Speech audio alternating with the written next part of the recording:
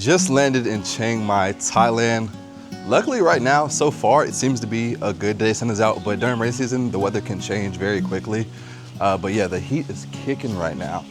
But I'm here in Chiang Mai because I have a couple collabs to shoot today and tomorrow. But right now, I'm getting ready to head and meet with a woman named Kat who's been living in Thailand, specifically Chiang Mai, for 6 years. So I'll be interviewing her and getting some insight to her life here in Chiang Mai, how she's been to live here for so long, and a lot more. So stay tuned, guys.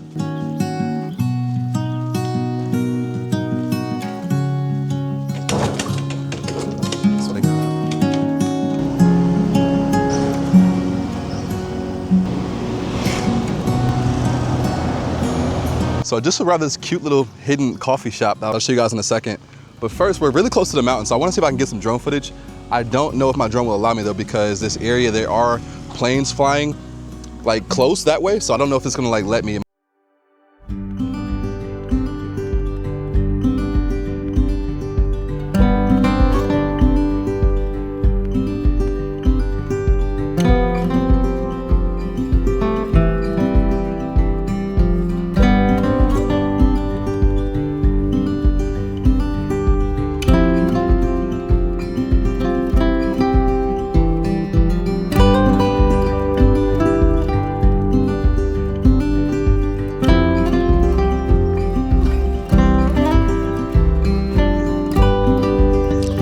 Fella?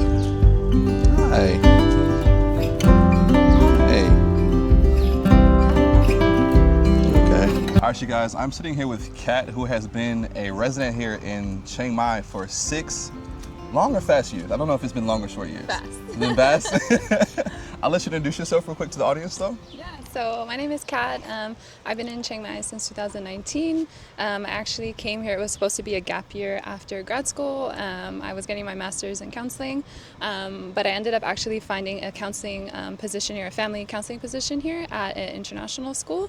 So I figured I can just, take the year, it was a year contract, see if I like Chiang Mai. I've never been, like before I moved here, I had never even been to Thailand. Oh, wow. But I actually have family, so I'm half Filipino, so I have family in the Philippines. Wow. So I've been to the Philippines before, but never to Thailand at all. So I figured I'm a little closer to some of my family there. I want to travel, so I figured it'd be a good opportunity to do that.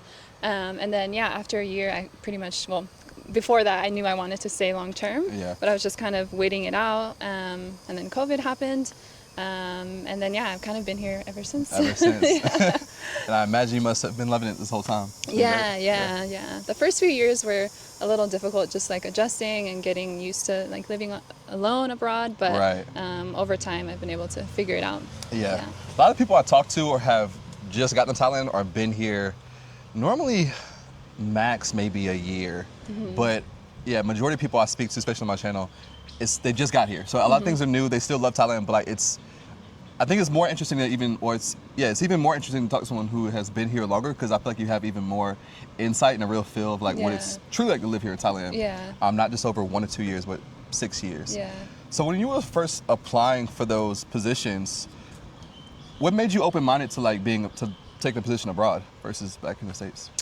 I don't know. When I was finishing my last 6 months of grad school, I started to get this feeling like, not necessarily that it wasn't for me, but I was just kind of like itching for something different. And I had always did everything by the books, like got all the degrees, did everything that I was supposed to do, and I feel like I did everything that I was supposed to do, quote unquote, but I never really felt like fulfilled. And so I think there was a part of me that felt like this could be, an opportunity for me to like figure out a different path for myself, but I didn't really know what that was. And so for me, I wanted to take the risk. And I always told myself, like, if I hate it and it's like the worst experience ever, I can always come back. Like a 9 to 5 will always be there. My friends will always be there. But there was something in me that kind of was itching for something different. That's awesome. And so when you got here, since you had never visited Thailand, what was that experience like? What was that first year like for you? Yeah, it was a lot, but there was a lot of similarities in some ways, because I grew up, like, my mom's Filipino, so there's a lot of similar things in like Asian culture. Between, like, taking off shoes in the house, or just, I mean, obviously, like in the Philippines, it's not a Buddhist country, but there's just a lot of similarities, and so part of that, like, I felt like, okay, this feels familiar in some way. But I think that being away from home and like away from everything that I like, I had never even left San Diego. And so when I decided to move here, my family was like, "You've never even left like the state, let alone you're gonna go to another country." And then my mom actually, so she immigrated to the U.S. when she was like 20. Wow. And so for her, she was like, I came here to give you a better life, and you're doing the exact opposite basically and leaving. And there's I understand that part. And like in Filipino culture, it's like, okay, when you get older, you need to like take care of your parents and give back to them. And so for me, I'm like, am I still going to be able to do that when I'm living abroad? So there was so many different things, but I think, yeah, that first year I was still figuring out like, okay, is this going to be possible long term? Like, and I was also worried about like family and all of those things, but yeah, it was a lot. What are some of the things you did to manage that? I really forced myself to get outside of my comfort zone. Like I would go to like digital nomad meetups or events, or I started going to a gym and trying to talk to people just to kind of, build a community, because I feel like in the States, when you, like here, if you go to a cafe or, you see people, it's really common for people to just strike up conversation. Right. But in the U.S., people look at you like you're weird, or they're like, what do you want from me? But why here, are you talking to me? Like... but here it's so common. And so that first year, I really like forced myself to like talk to people. And I'm an introvert. Like if I could, I would stay home all the time. So I really forced myself to do that, and I was able to build friendships that way. But yeah, it took a lot of time effort. And brought you out of your typical, I guess, almost like a box you were in as far as like being introverted. Yeah. So are you still at the core are introverted, right? But you just have you picked up I guess maybe I'm saying like you've added a little bit element of like extrovertedness to you, maybe? I think so. Like I'm more comfortable just like talking to people and getting to know people, whereas before I was a little more reserved, or like I'm more on guard, which I think is really common in the U.S. Like for people to be more guarded. But here I feel like I'm much more like open and And so when you were doing that and meeting people, were you able to build significant relationships from that?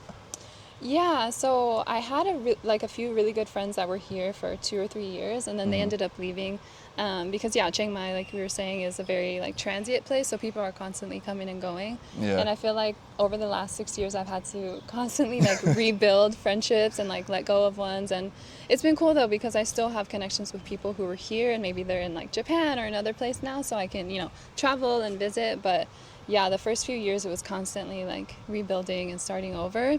Yeah. But then I actually started learning bachata. So there's a huge like Latin dance community here. Oh wow, okay. Yeah, so they have like festivals and like workshops and teachers from like Europe and stuff that come here. And so when I started doing that, I started finding that a lot of the people in that community were actually here long term, surprisingly, or they always come back. And through that, I've been able to build like a stronger group of people that I hang out with and stuff. But yeah, it's been it's been up and down. Wow. So the city of Chiang Mai, which we're obviously in right now. What are some of the things that you love about living here? Like, what makes Chiang Mai for you? Like, I think it's the pace of life here.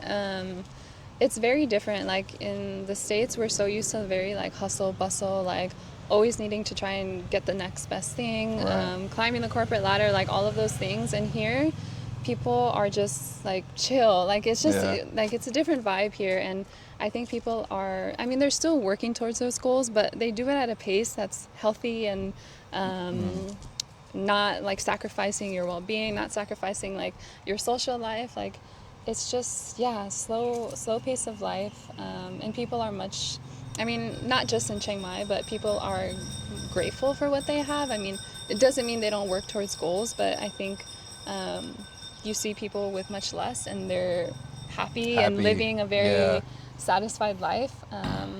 And I think even in the U.S., like a lot of us, we have all those things, but we still feel so unfulfilled or so, Yeah, that's something I can relate to as well as I know a lot of other people can. And I feel like a lot of people, especially this generation, we're redefining what the typical definition of happiness means. Like on paper, a lot of people might associate happiness with having the latest car and this and that.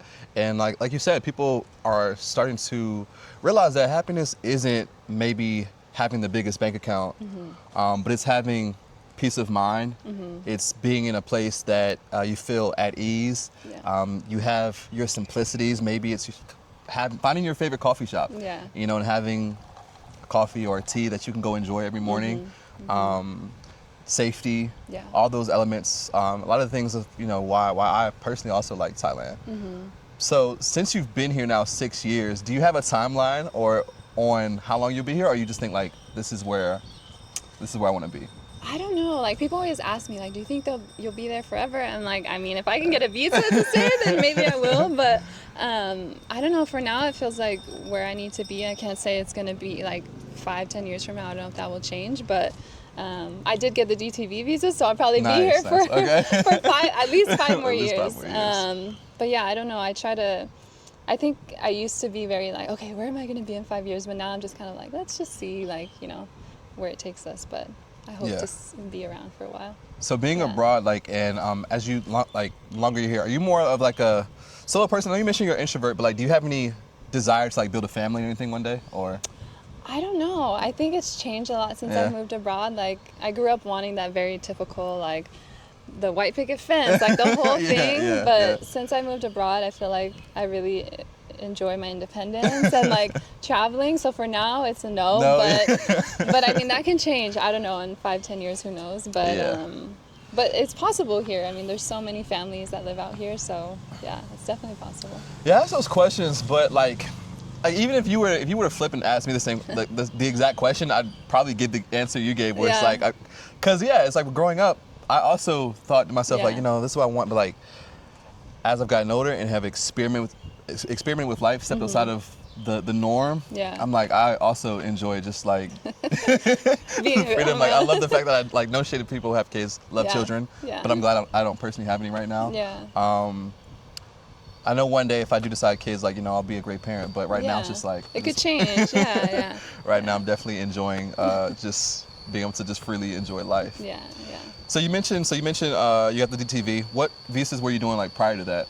Yeah, so the first 2 years I was on work visas with the school, and then 3 years after that I was on education visas studying Thai, and then I just got the DTV in January, so then that will give me another 5 years. So nice. So education visa and the work visa. What are some insight you would give to expats who are thinking about moving to Thailand? And you can specifically focus on like Chiang Mai, since this is like the area that you've embraced the whole time. I think I always tell people to try it first, because I mean, it worked out for me, but maybe you come here and you realize like this isn't the vibe for you, or maybe you try Bangkok or somewhere else. And I think a lot of people get stuck in even leaving like the US or wherever you are, because it's hard to let go of like, you know, your comfort zone and what you're used to and maybe your lifestyle in the US. But I always tell people, like I said earlier, like you can always go back.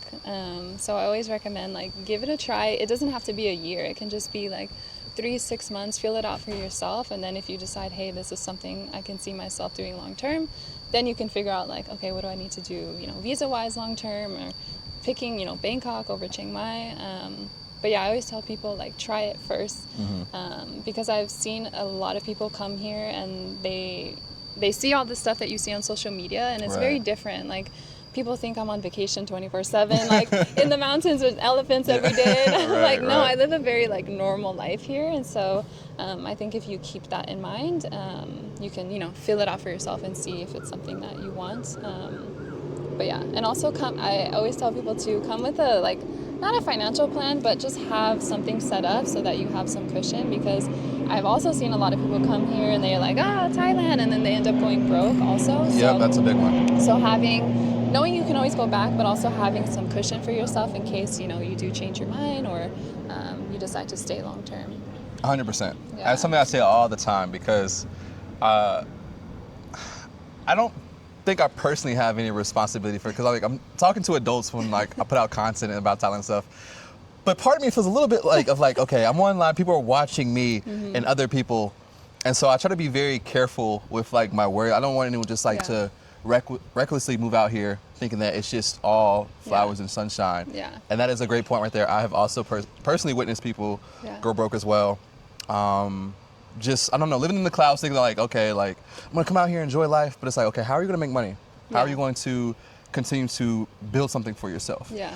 Because as you mentioned, like you're not on vacation, and it is important to still have a routine and a sense of productivity, especially like, you know, we're young. There's still years ahead. It's like you can't just live off of vibes the rest of your life. You know, like, you got to make some money. You have to be building something. So that is definitely something to definitely consider, especially knowing your timeline. Because some people come out here and just know, hey, I want to be out here for 6 months. Okay, cool. You can plan for that. You can save for that. You can put 6 months away. But it's when you want to be here long term, then you have to have something established. Yeah. And so you first came here employed. Yeah. And then you transitioned out of that. What was that transition like for you? It was a struggle, honestly. Like, because I was new to the whole like online world. Like I didn't have any experience. Like I've always been a very 9 to 5 like corporate type of person.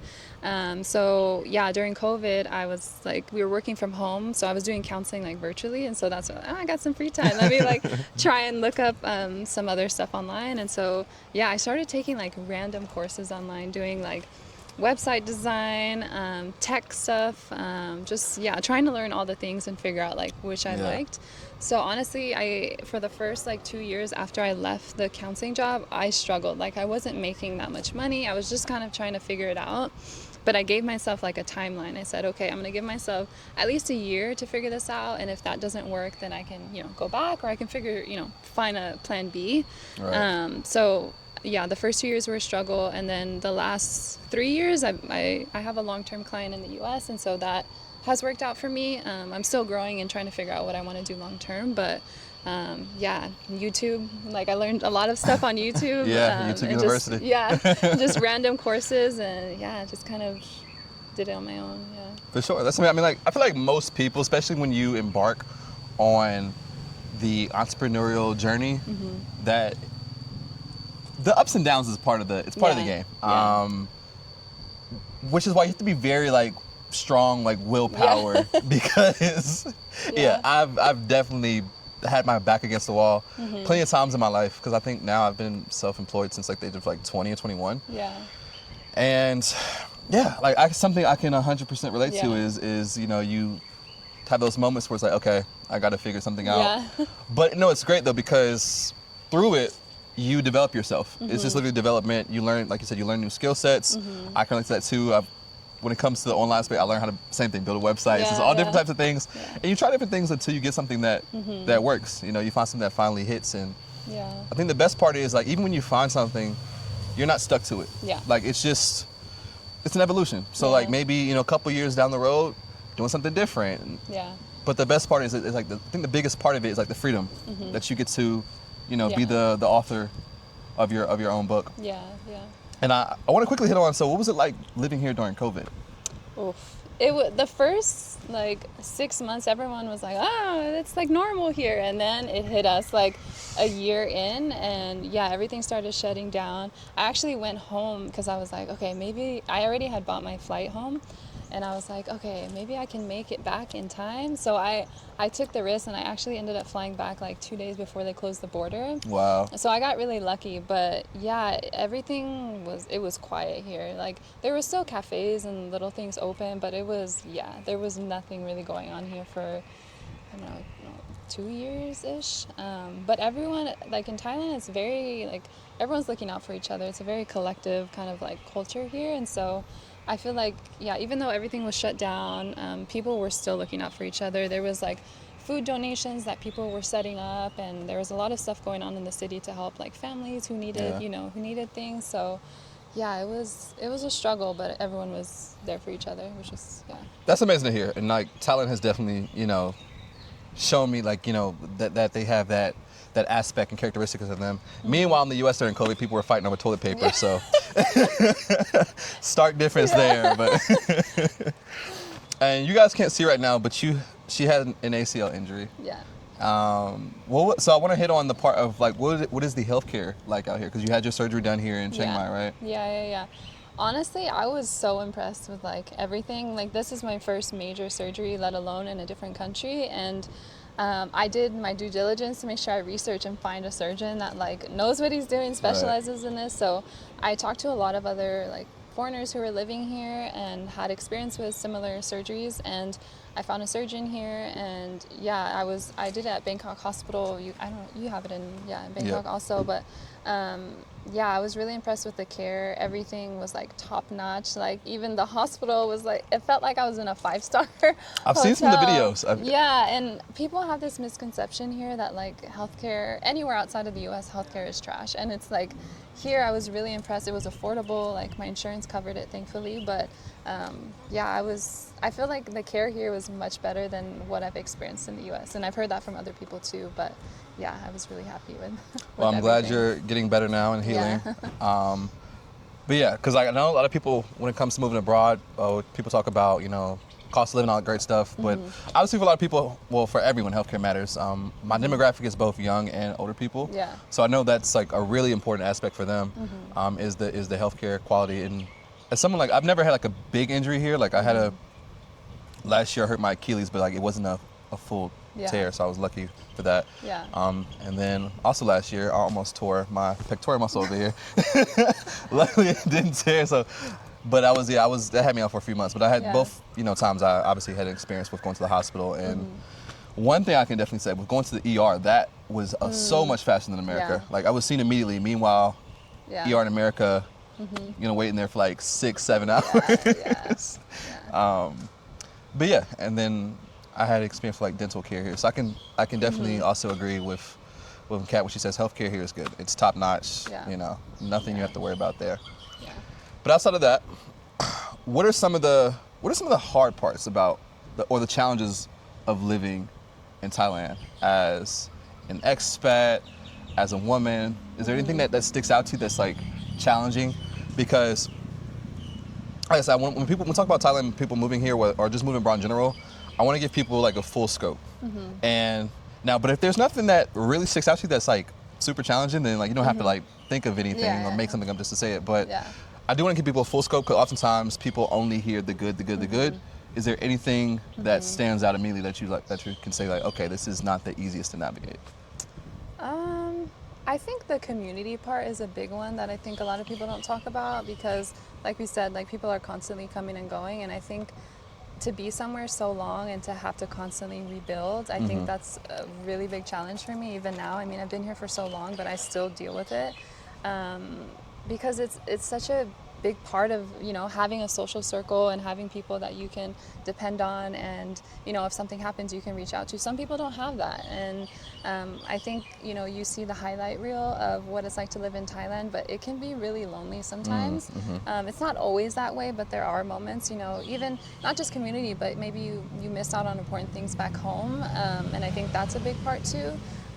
Because it is all fun, and there's beaches and there's a lot of good things here, but there are, there's some parts to it that, maybe that's something you don't want to deal with, or maybe that's something that, or you go home, you fly home and visit family more often, or, I think those two would probably be the biggest things for me. Okay. Yeah, that's definitely one that is very relevant because, like, one thing, when I first got here, that's something I definitely, like, had to learn how to navigate, and as we were talking about before, when I first got here, I was hanging out with like the crowd, like the backpacker crowd. But then I realized like, wait a minute, y'all are just like, y'all are here for like a week or two. Y'all just like, very go, go, go. Yeah. I'm like, one, like I have to, like I'm gonna be living here, so I need to be more like find a routine. And it does get challenging to constantly have to reintroduce yourself and like start from scratch over and over and over again. So it's like as soon as like you want to like lean into friendships, it's like, okay, that person is leaving or whatever it is. And then, so it does get to be like a little bit of a taxing experience. Yeah. And if it's not that, for some people, it's just literally getting to the point where they can't even meet people. Yeah. Because some people don't know like where to go, or like maybe they're not used to having to be more extroverted and like step, and be at a coffee shop and go say hi to someone. It might feel very awkward, if you're not used to it. Yeah. Especially if you work from home too, it's like you get stuck in your little bubble of like your office, and so there's no work socialization now either, so you don't even make work friends, so it's just no coworkers. But so as you mentioned earlier, you were saying that, but some of the ways you've overcame that, or the way you've met people is through going to like coffee shops, networking events, dance classes, just getting outside of your home, and being where the likelihood of other people will be. Right? Yeah. And there's so many different, like, they have like a bodybuilding like community here. There's like so many other things like hiking groups. I don't know. They have poetry nights. There's just different things that are always like events that are meant to bring people together that you can find too, which I find are really helpful too if you want to meet people. Yeah. What's like your daily routine here? Routine? I guess for me, I used to be very like structured, like, okay, I get up at this time, I have this schedule, but since I moved to Thailand, I don't know if it's the sabai kind of vibe, but I actually work really late because of my US clients, so the time zone, so I'm usually working till 2 or 3 in the morning sometimes, even later depending on if there's like projects and stuff, so I don't actually get up till like 11 or 12, sometimes even later some days, but it's because of my work schedule. But I mean, nothing wrong with it. Like, you don't have to justify. That's the whole point of, like, you know. But people are always so shocked, like, how do you do that? But I make it work. Like, you have to. But yeah, so I start my day usually like 12-ish, and then I usually either go to a coffee shop, sometimes I come here and work for a few hours, and then I go to the gym, I go to like a dance class or dinner, and then I come back. I mean, I live a very simple normal life. Have you had family come out here? Anybody come out, like, visit you since you've been here? Yeah, a few times they've came out. Have you, like, have you doing this, has it inspired any of your, like, your friends back home to want to, like, experiment with a life like this? Yeah, but most of them are very, like, I don't want to say stuck, but they, you know, they have a 9 to 5, or they have families, or they have things where they can't just get up and leave. Right. And so they always tell me, like, I'm living vicariously through you, you know? But even like my brother, he started traveling a lot more, and some of my other family. So I think it's kind of encouraging people to like explore more, and that it's possible you can, you know, live a life outside of the U.S. But so far I'm the only one. Looking back over your 6-year time span, do you think there's anything you would have done differently, or you think like everything has been like exactly as it should? I think it's all kind of worked out the way it was supposed to. I mean, there was like, with transitioning from the counseling to working online, like I could have done a lot of things different, but I think I learned so many skills like along the way. So I don't think there was anything I would do different, because I've learned a lot. Yeah. So I'll ask you about, like, what is dating life out here for you? That's a big question people always have. Like, I feel like there's a very negative like association with dating in Chiang Mai. Like, everyone says the pool is very very limited. But I met my partner in Koh Phangan. No, I met him here actually, but he lives in Koh Phangan. Okay. And he's from Israel. But yeah, you meet people from all over the world. I tried like Bumble and Tinder before here, but I feel like it was just not a good experience. Or it was the same thing where it was like people are here for like a week or two and they're like, oh, I'm backpacking. I'm like, well, I'm not gonna go like out of my way and then you're gonna leave. So I mean, it exists, but I don't know if it's the greatest. So there's hope, experience. But it just takes. It's a small sliver of hope. It just takes some effort, I think. Okay. Okay. Yeah. And you mentioned content. So what type of content are you doing?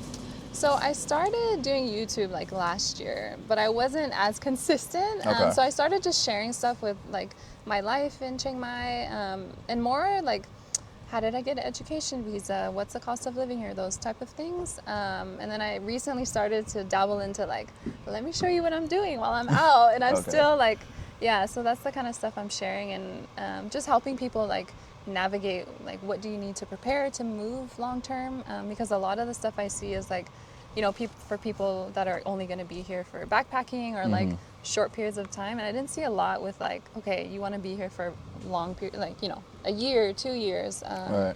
And so just trying to help people navigate that and prepare and stuff. Awesome. Okay. Well, you guys definitely support her channel. Check her out. If you're watching this video, you better subscribe. I'm telling you to. All jokes aside though, but you mentioned cost of living. What is like the typical cost of living of here in Chiang Mai? Yeah, I would say, I mean, it depends because everyone's budget and lifestyle is different, you know. But I would say you can live on like $1,500 to $2,000 a month here, but you can also live on more or less. Right. you know, if you want to eat like street food and just local spots, like you can definitely 1,500. Even I know some people that are living on a lot less than that too. I would say I feel like Chiang Mai is a little more affordable, in my opinion, than Bangkok. No shade to Bangkok, but just like the general cost of living, like rent and things like that, compared to other places. But yeah, I would say it's Let's say someone's budget is like is 1,500. How much of that would be needs to be set aside for like rent typically? Like what type of place could you find for? Yeah, you can find anywhere from like $200 to $500. Like in the condo I'm living now, I'm paying $330. Okay. And it's a one bedroom. It's 52 square meters. So it's a little. Yeah. Well, 52. Because like in Bangkok and even like Pattaya, like 52 is actually considered like on the bigger end. Yeah. Like even like my condo, like really nice building, but I think my room is like 34 square meters. Yeah. I feel like 480. Yeah. And there are some condos, like a lot of the newer condos have the very like, people say the box kind of room. But yeah, you can find like, I pay $330 a month or around there. 52 square meters. And I mean, I live like, this is like 10 minutes from Niman area, so it's not super far, but it's pretty convenient. But yeah, you can find, I mean, if you want to be on the luxury side, you can find like $500, $600, and you can get a really nice place. Yeah. Even houses here, like you can find, a lot of times the houses are almost cheaper sometimes than the condos. I've seen that. Yeah. I've seen like, because like out here, there's a lot more availability of homes. Like in Bangkok, you're not really finding a house to rent. It's all condos. I mean, you can find a house, but it's probably gonna be on the outskirts a little bit. Yeah. But yeah, last time I was here, I started like looking at a little bit of houses. 'Cause I was just curious about what the market was like out here. Yeah. You know, considering if I would ever move to Chiang Mai. Yeah. Right now, Bangkok still has my heart. But I feel like the good thing about like Thailand is that one, to go to the other parts of Thailand is pretty affordable, and it's also quick. So like coming here is only like an hour flight. So I feel like you don't truly have to decide. Because you can always just, you know, you could spend half the month somewhere, whatever whatever fits you. I think is good. So we were chatting off camera. There's one thing that we forgot to talk about, which is right now is rainy season, and flooding is certain areas in Chiang Mai are prone to flooding, and so that is something that somebody wants to think about, right, when they're choosing where to live here.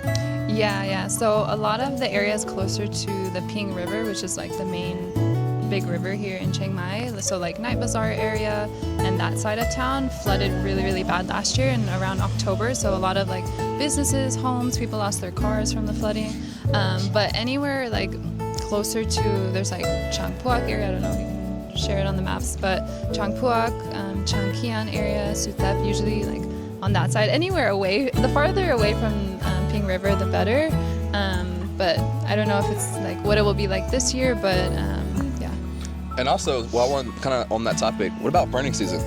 Yeah. So burning season this year actually was the best we've had in the past, 5 years, but usually like March is the worst. So a lot of people, if you can afford it, will leave for at least March, sometimes even April as well. But it's usually like February, March, April is like the whole burning season. But a lot of people go down south to the islands to get fresh air, and then when it clears up, they come back. Okay. But if you can't do that, I mean, a lot of the gyms and cafes, restaurants, they have air purifiers. I put an air purifier in my house, so there's ways to avoid it if you can, but a lot of people just try and leave if they can. And the burning season pretty much affects all of Chiang Mai? Or? All of Chiang Mai, yeah. So that you can't escape unless you just actually escape it. Like, you gotta actually physically, leave Chiang Mai. How long does it last normally? It's usually like 3 months. Ooh, 3 months. But March is like the worst. Like you can't see the mountains. Like unbearable? Yeah. Okay. Yeah. Well, little more insight for you guys if you think about Chiang Mai, burning season, and floods. Beware of that. Other than that, life is good. Life is good, All right.